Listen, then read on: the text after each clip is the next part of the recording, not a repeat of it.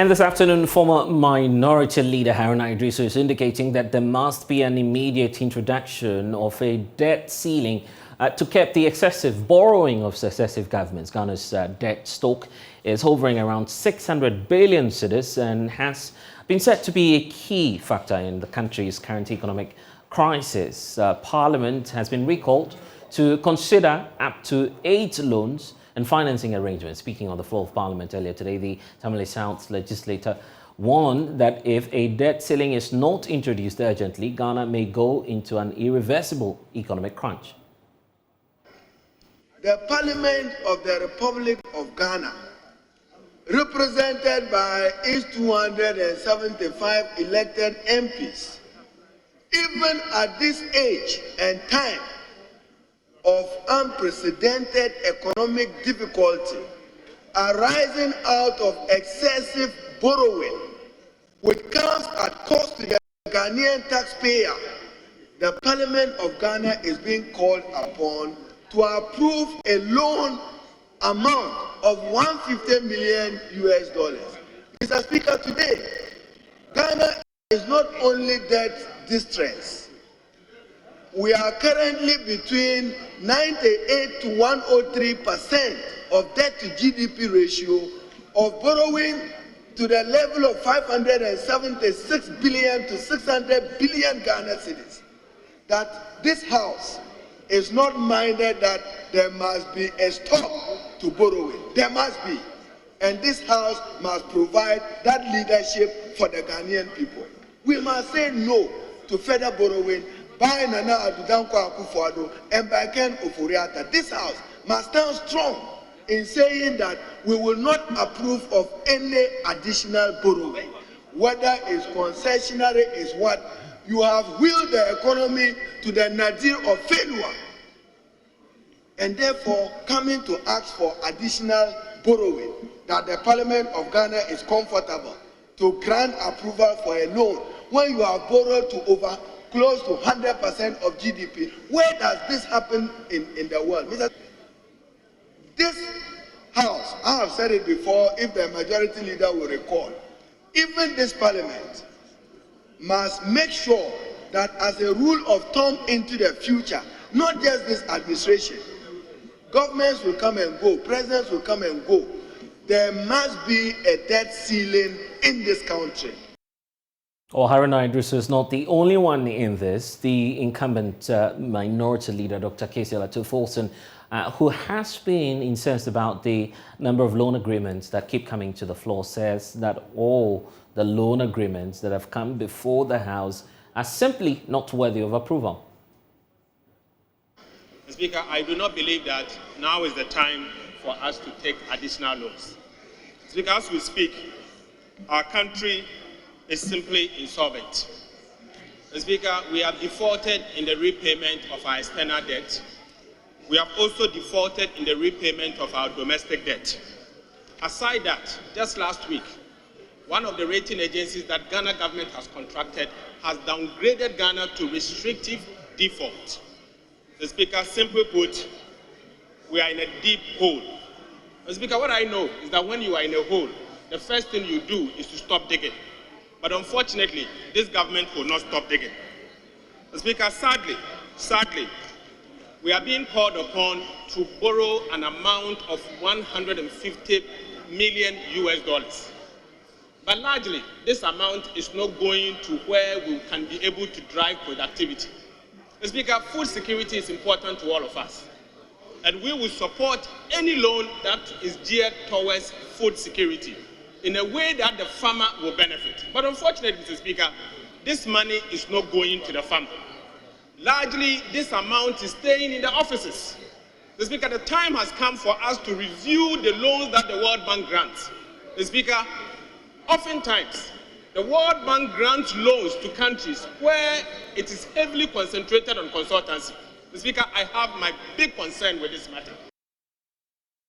Well, let's get more from the House now. Kweku Asante, our parliamentary correspondent, is joining us with more on this. Kweku, what has been the response from the majority side? I'm sure that they have some answers to all these concerns being raised by the minority. Well, according to the majority leader himself, Osei Chairman Sabonso, their side is not opposed necessarily to the argument for a debt ceiling in particular. They say, however, that there must be some form of nuance. And by nuance, it means that in terms of a ceiling, for instance, if Parliament is to tell government or to make a law that says you cannot borrow up to 70% of GDP, does that mean that if this government, for instance, borrows up to 70% of GDP, then the next government cannot borrow at all?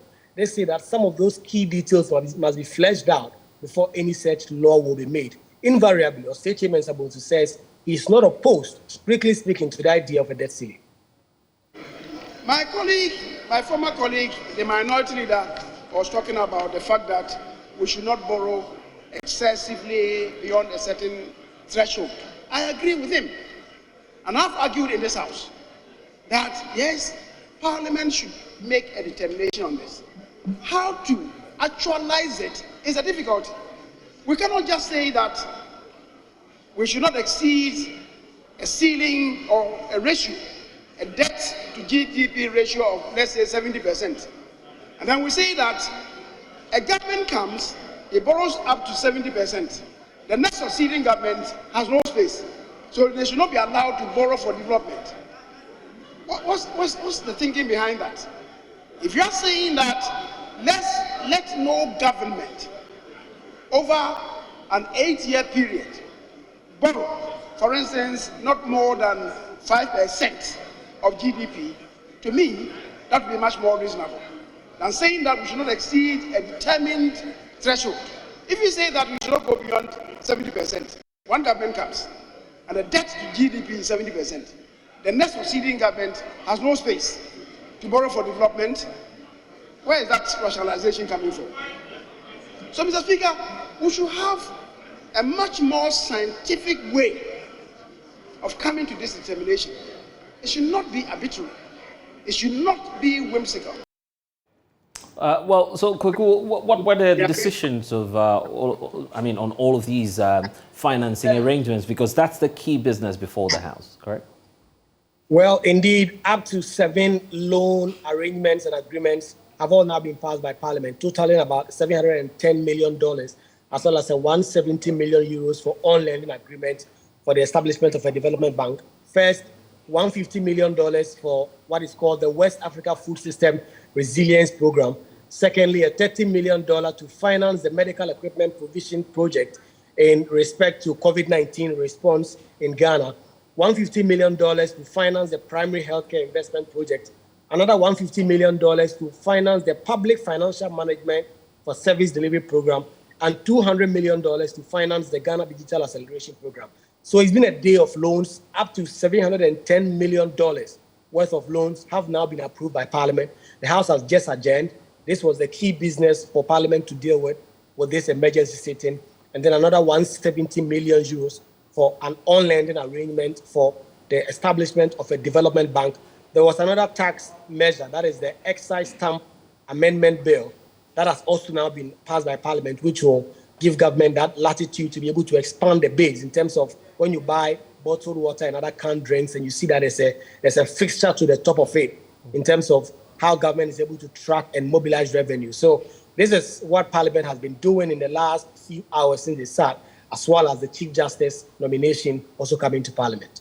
And we'll talk about the Chief Justice shortly, but how is this playing into the fears of the MPs, knowing that the IMF program is yet to be approved and we're piling on? Indeed, if you look at some of the debt arrangements that have now been approved, a number of them are coming from World Bank. And so the minority are asking questions. This is the same World Bank that is asking questions about Ghana's debt to GDP ratio.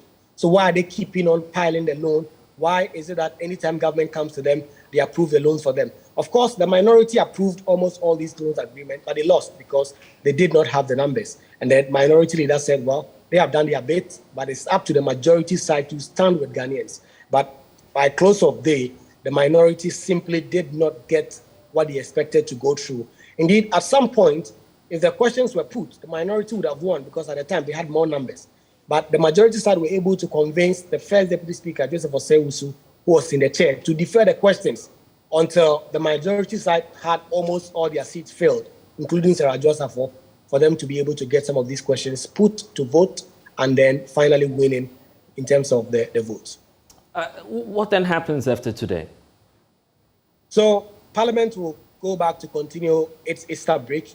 They are expected to return in the next 2 or 3 weeks. The specific date is not known, but we expect that Parliament will resume to continue business through the mid-year budget review and among other things by the end of May, so they will come back.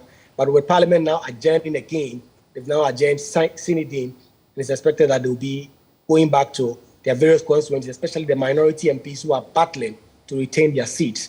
And that maybe in the last week of May, the Speaker of Parliament will sign another warrant recalling members of Parliament to return to the House to do business.